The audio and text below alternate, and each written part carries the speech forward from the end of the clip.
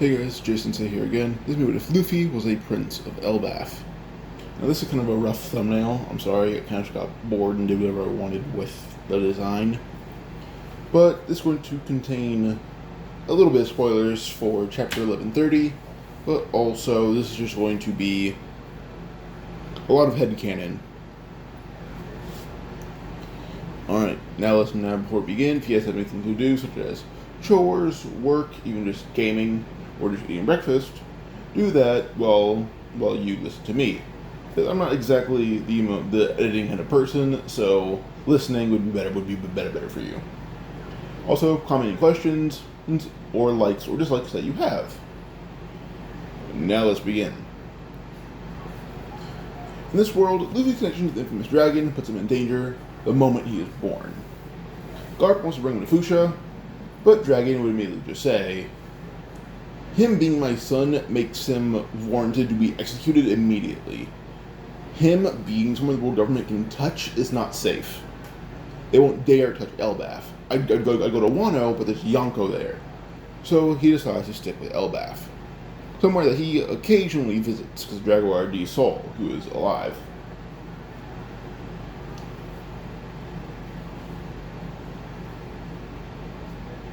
So eventually with this, Garp does accept the reality, and Luffy is brought to Elbaf, where King Harold agrees to take in Luffy as a prince to ensure, if he would ever leave Elbaf, he had the status of an Elbafian prince, and nobody would touch him. Because if he did, they'd be starting war with Elbaf. Also, guys, if you're in the background, like just like popping underneath it, my chair adjusts, and I kind of just move it around by accident, so... Alright. Now, as Luffy grows up on Elbaf for about the first 7 years, he grows up alongside Loki and Hyrudian. With the size difference, Loki and Hyrudian adore their younger human brother. At this point, Hyrudian is like maybe 70s or 80s, and Loki is about 50s or 60s. I'd go 60s. I tried some talking funny. My gums are kind of swollen because of my wisdom teeth, and they're kind of pushing into my cheeks when I talk, so I'm biting them as I talk. So a lot of it's kind of getting messed up. I'm sorry. But I'm back to this. So, Saul does teach Luffy Dragon, like Luffy away from his father from the start, and he's basically told about Garp, Dragon, basically about what Saul knows of his family, what Saul knows of the world and his family, all that. By the time Luffy was about 8 or 8 years old, Garp had actually given Dragon money to bring Ace and Sabo to Elbaf. But I'm wondering, why Sabo? Ace and him are basically inseparable. And I'm saying 8 just because this seems like a more reasonable age. Plus, with Luffy not around, Ace and Sabo are definitely more careful because they're not as strong. So, they're being more careful. They don't mess with Blue Jam as often. They still do a lot, but they're more careful about it. So Sabo lives a little bit longer. But the reason that he brings Ace and Sabo to Elbaf, or gives them to Dragon to bring to Elbaf, is he tells Dragon, "You're right," and he tells him whom the lineage of Ace, and Dragon even agrees. They're like, "Yeah, as long as that is execution, he'd definitely be killed for being Roger's son." So, yeah.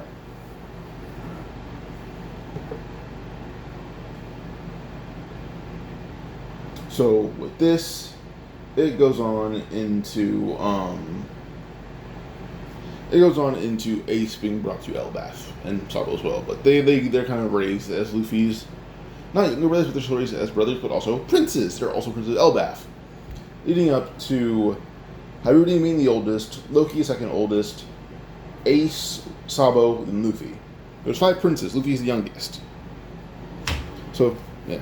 So Luffy's the youngest prince, but I won't say he's definitely not the strongest either, but he's above Ace and Sabo.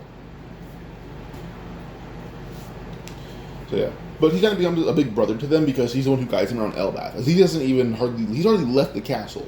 Hardly, it's just that big to him. It's meant to fit giants. The castle's like thousands of feet tall. All right. As time passes, an event does shake Elbaf, being Loki, under the guise of greed and want for power over the Elbaf Devil Fruit was to kill King Harold, their adopted father, Ace, Sabo, and Luffy's adopted father, over the Devil Fruit that the Elbaf lineage has. Whoever can use it to destroy the world or Elbaf, every giant warrior on Elbaf would arrest or detain Loki and then tie him to the bottom of Yggdrasil, the tree that Elbaf has. And judging by the layers of Elbaf, I think the layer that he would be in is technically Hell, which I forgot what deity is in Hell, but Loki might have a devil fruit of that. So I kind of thought about that outside my head real quick. Like, he's probably in Hell, not like Hell, but Hel. So yeah.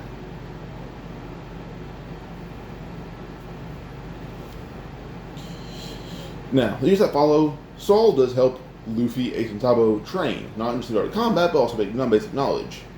As having the books from Ohara, he would make the boys read the Oharan books. As, you know, he doesn't want their education to go to waste. He also does occasionally ask Dragon for books for kids, as on Elbaf, it's a lot of Norse mythology, well, not Norse mythology to them, but for us it'd be Norse mythology, and he wants them to grow up with basic books. So, Vegapunk and Dragon both send books over to Saul that Luffy and Sabo could read, because they can actually fit in their hands. So, also, because Saul is the only one who's, like, he knows what conditioning humans went through, he trains Ace and Sabo for, like, you know, basic marine conditioning. So the kind of training you see Kobe do in Helpo, it's kind of similar to that, but not as intense, because Garp is Garp, but Saul's kind of amping up the intensity of marine conditioning.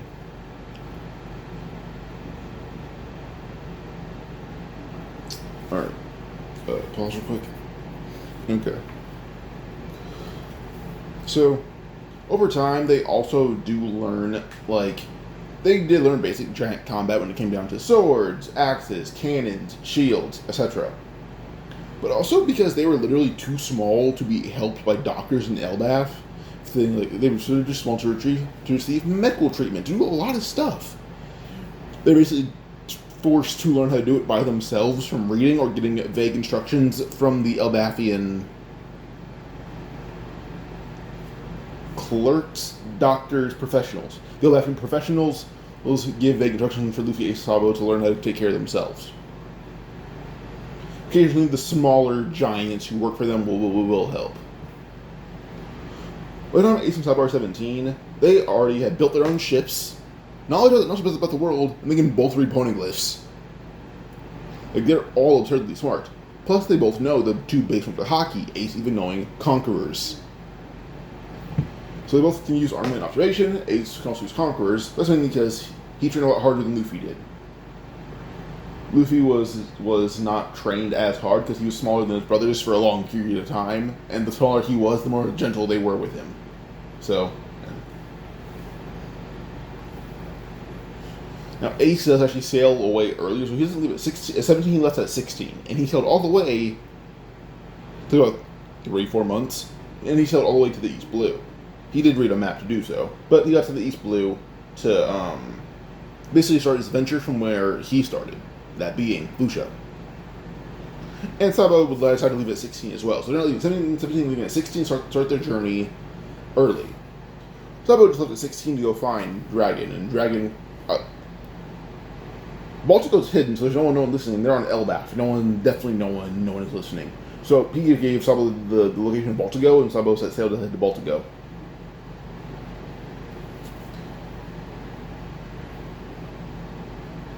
Now, eventually Luffy does set sail as well, but I'm going to go on to how he gets a straw hat. That's a very important piece of this still. Luffy gets a straw hat, and the Gomu no Mi. Shanks sets up his base of operation on Elbaf when Luffy's about 14, so when Ace had already left is when Shanks arrived to Elbaf. Or probably not, actually, I'd say a little bit before they leave, maybe even weeks before they leave. Shanks would arrive, saying Luffy and Sabo all working on their own boats, Luffy working on his own. He's been doing that for a lot longer than Ace have, as he's not trained as often. But he talks to them eventually, and over time they'll learn about Shanks, who he is, all that. Ace does say his name is Port Gisty Ace, and immediately Shanks is like, Port Gisty Ace, do you know Port Gisty Rouge? He's like, that's my mother. He's like, your dad's Roger. And Shanks says, How do you know that? And he's like, I was on his crew. And Shanks kind of breaks it down how he knew Roger. Now, Shanks does tell Ace how he knew Roger, what kind of man he was, all that. So Shanks hates to say it, or Ace hates to say it, Shanks makes Roger seem likable. And Ace hates that. But he still can't help but listen to every story that is heard by Shanks. But eventually Luffy is the one who still has the most similar will to Roger, so Shanks would give Luffy the Straw Hat. And Luffy still used to go no Mi. So, yeah.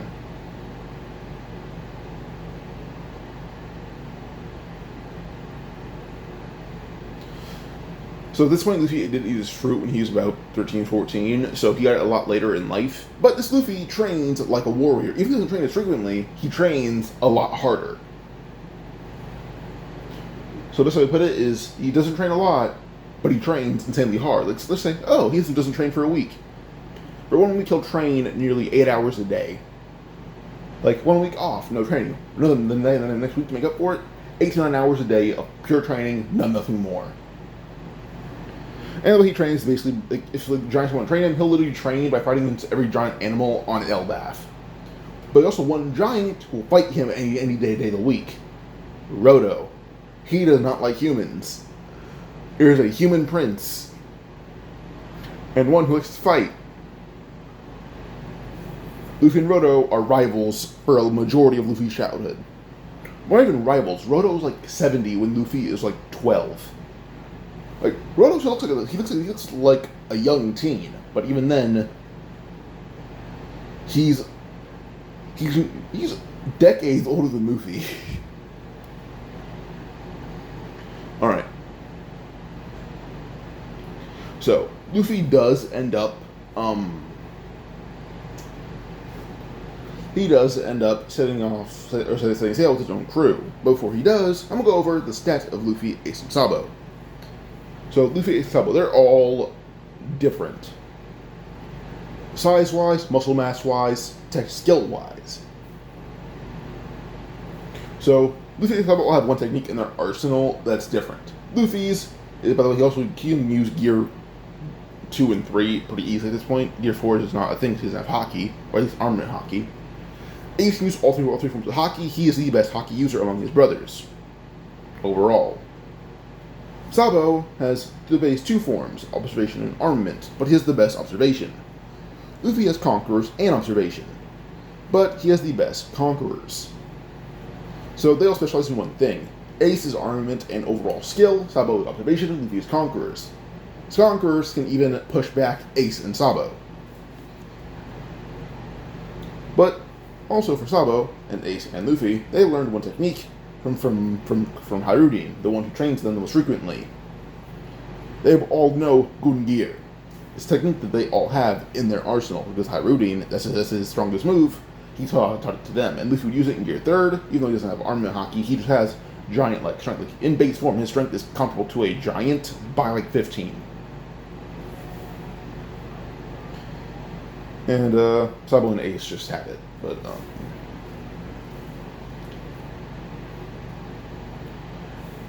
and then for size, Luffy is the same height as Garp. I was wondering, why is that? He takes after Garp's physicality a lot. Like, he basically has the physical strength comparable to a giant by the time he sets sail. He is, at this point, he's knocked out Hirudin and Roto a few dozen times with physical power alone. Not even though, just literally jump up and he'll punch him in the face and him flying back. He can beat most giants in a fight when it comes to physical power alone. And as a human, he's just much faster as well. Characters like Yarul or Jarul, not that one, but Yarul, he does train Luffy a little bit because Hirudin does dote on his younger brother. But I'm going to when Luffy sets sail finally. Also, Ace Sabo. Ace is about the same height as Roger, and then Sabo's the same height as Dragon. So Ace is the same height as Roger. Luffy, Garp, Ace, Roger, Sabo, Dragon. Those are their heights. Luffy's the tallest. And they also have shared identical muscle mass, but Luffy's body is more proportionate because he can stretch his body to look proportionate.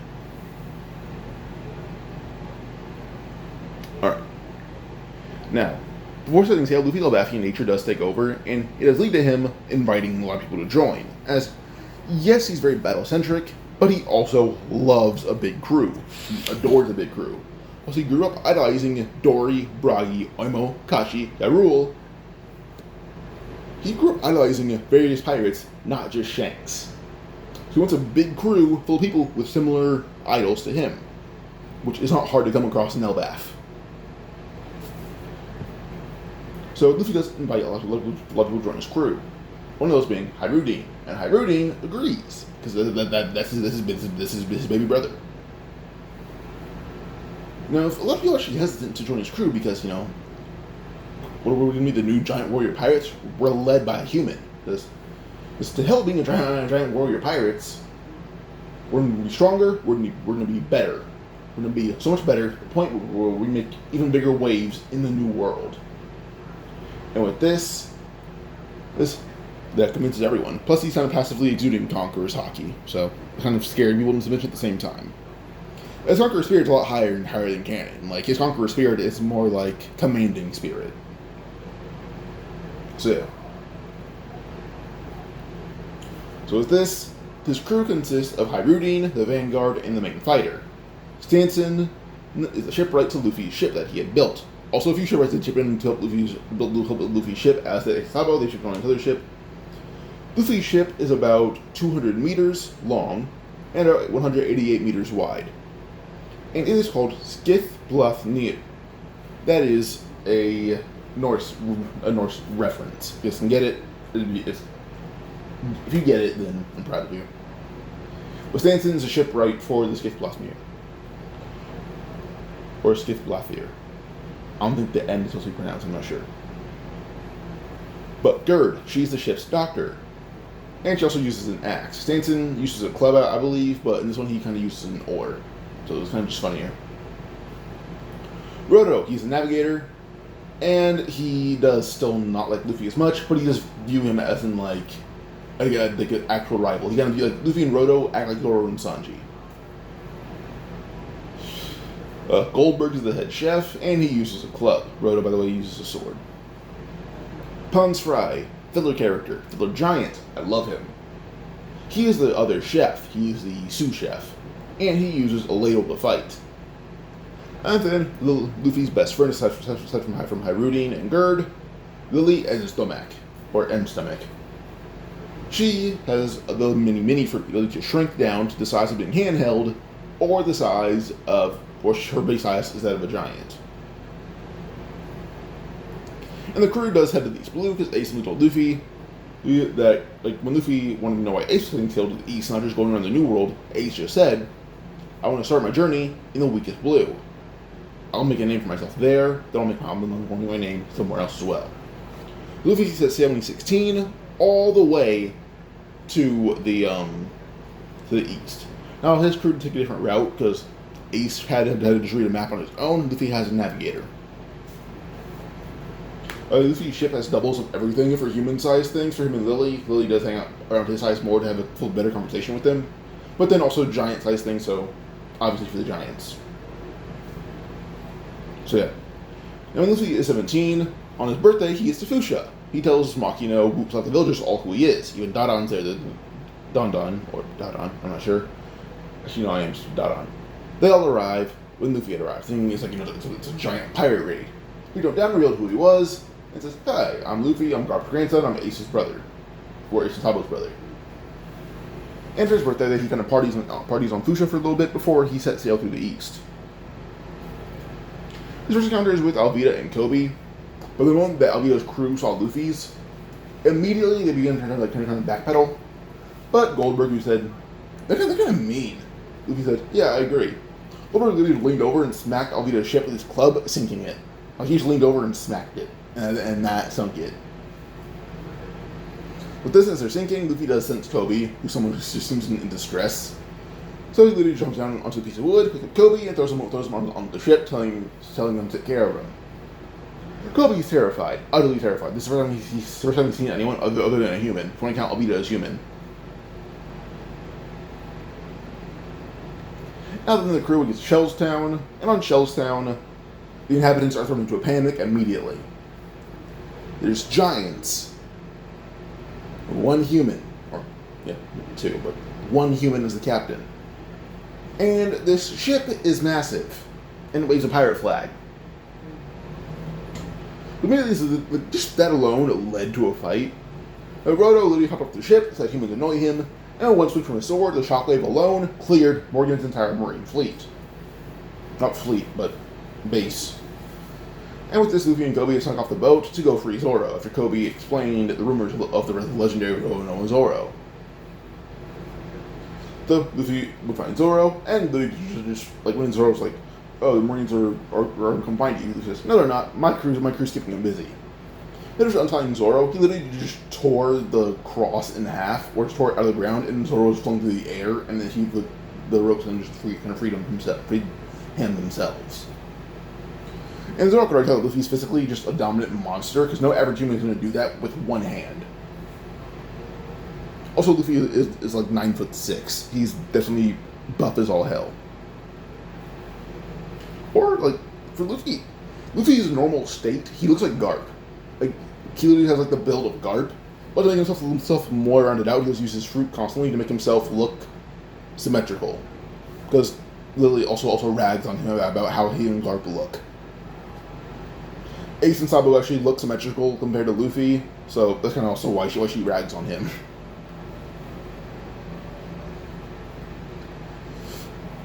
But yeah, so Zoro doesn't really want to join the crew, but when Luffy does show Zoro his ship, his crew, all that, Zoro just explores the ship as like Roto's busy just beating absolute shit out of Morgan and his crew for fun.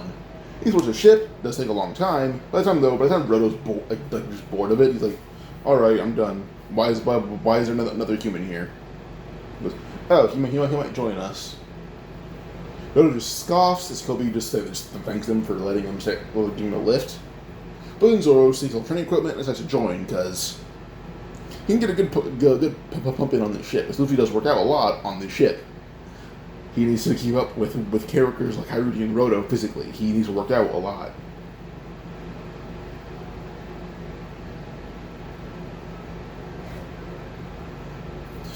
Alright. Pause. Next up, the crew gets to Orange Town. On Orange Town, Buggy would just like his crew's like, "Hey, Buggy, it's or Captain Buggy, it's a giant pirate ship." Immediately, Buggy's like, "A giant pirate ship." He's like, "Oh, giant pirate ship with giants." But as soon as Buggy looks, he sees Harudian waving at him as he's shaking something in his hand. Or Buggy knew it, Harudian threw something at him.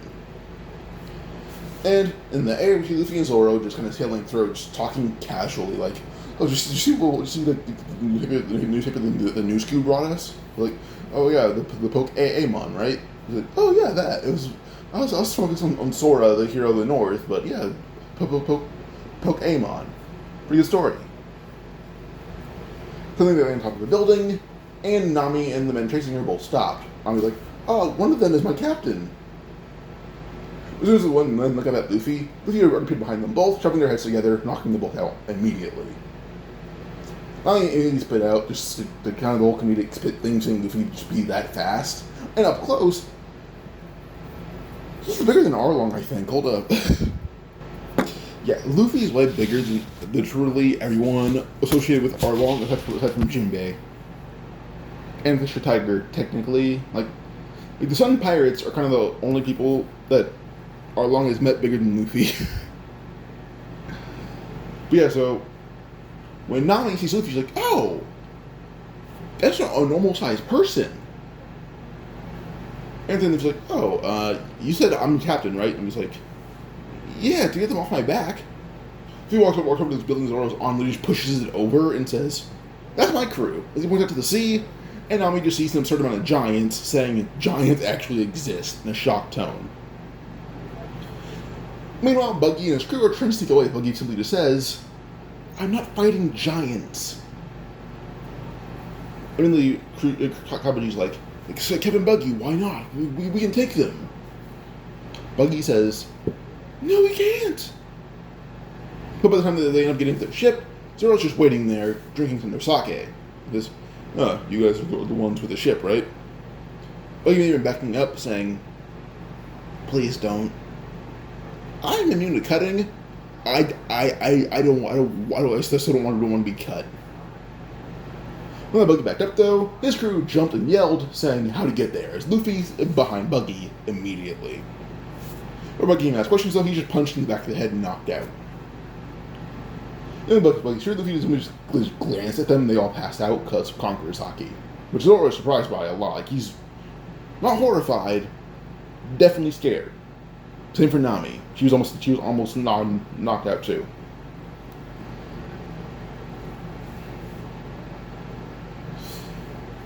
Then when Luffy's crew arrived, the Straw Pirates arrived, everything would actually not everything, but the crew kind of goes through Buggy's ship, calling it pretty small, and they end up kind of tearing it to pieces, going through and finding Buggy's treasure. Nami asked about what about the Grand Line? Roro says, "Just the Grand Line?" We're like, "What do you mean just the Grand Line? It's a very valuable piece of treasure."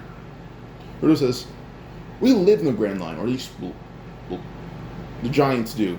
I don't know about the green-haired guy, or you, but the rest of us are from the Grand Line." Buggy raises a hand saying, "So am I," and puts it back down before he can even speak, or before anyone can beat him up for speaking. Nami's right there asking, "So you guys sailed from the Grand Line to here?" They're all like, "Yeah, we did." I'm gonna let them sip it until Luffy said, we don't have any bounties right now. If we hop in the Grand Line, our entire fight is going to be Yonko's." And we're like, "What the fuck's a Yonko?" He's like, "Oh yeah, you're East Blue Pirate." And then he broke down Yonkos, warlords, all that. Nami's surprised. Zoro's like, "Alright, well that is horrifying." And eventually it goes on to Nami telling them about Arlong, all of that. And Luffy just says Arlong should not be an issue. Nami already believes that Luffy can beat Arlong, for he's bigger than Arlong and he's human. But also he has an army of giants, or at least a militia of giants behind him. But with how far into this video we are, I'm going to pause it here, and I want you guys' feedback. Should the story continue? Should the story stop? Should I do a thumbnail? Tell me what you think. Alright, adios.